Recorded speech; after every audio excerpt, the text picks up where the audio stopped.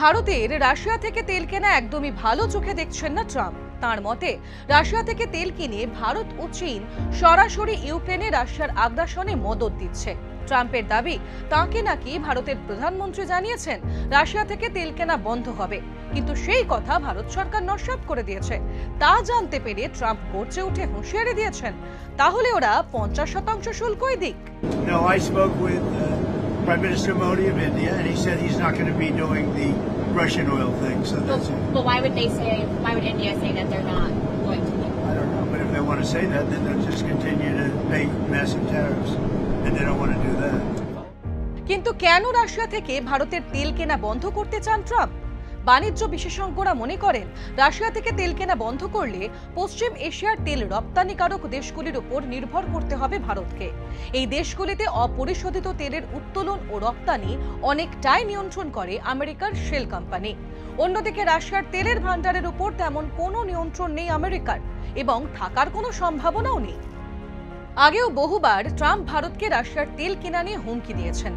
অন্যদিকে ভারত তার রাশিয়া থেকে তেল কেনার সিদ্ধান্তে অটল থেকেও আমেরিকার সঙ্গে শুল্ক নীতি নিয়ে আলোচনা চালিয়ে গিয়েছে, কিন্তু এখনো পর্যন্ত আমেরিকার সঙ্গে আলোচনায় কোনো কিনারা দেখতে পাওয়া তো দুরস্ত, শুল্কের সাগরে হাবুডুবু খাচ্ছে ভারত।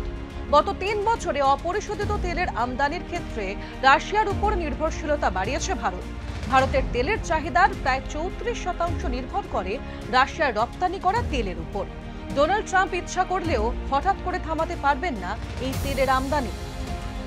বাণিজ্য বিশেষজ্ঞরা জানিয়েছেন, রাশিয়ার অপরিশোধিত তেল পরিশোধন করে বিশুদ্ধ তেল অনেক বেশি পরিমাণে পাওয়া যায়।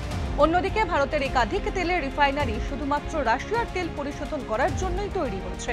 রাশিয়া থেকে তেল রপ্তানি বন্ধ করলে এই পরিশোধন কেন্দ্রগুলির যন্ত্রাংশ ও পদ্ধতি উভয়ই সম্পূর্ণ বদলে দিতে হবে।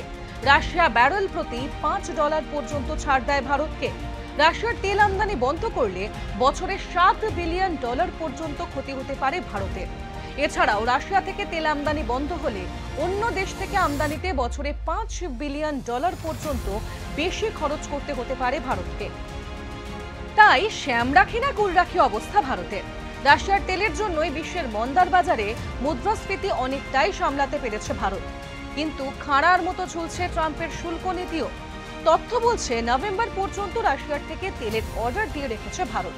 ট্রাম্পের চাপে কি সত্যিই মাথা নোয়াবে ভারত? মুখে কিছু না বললেও নভেম্বরের পরে রাশিয়া থেকে কত ব্যারেল তেল আমদানি হয় সেই সংখ্যায় ছবিটা পরিষ্কার করে দিতে পারে।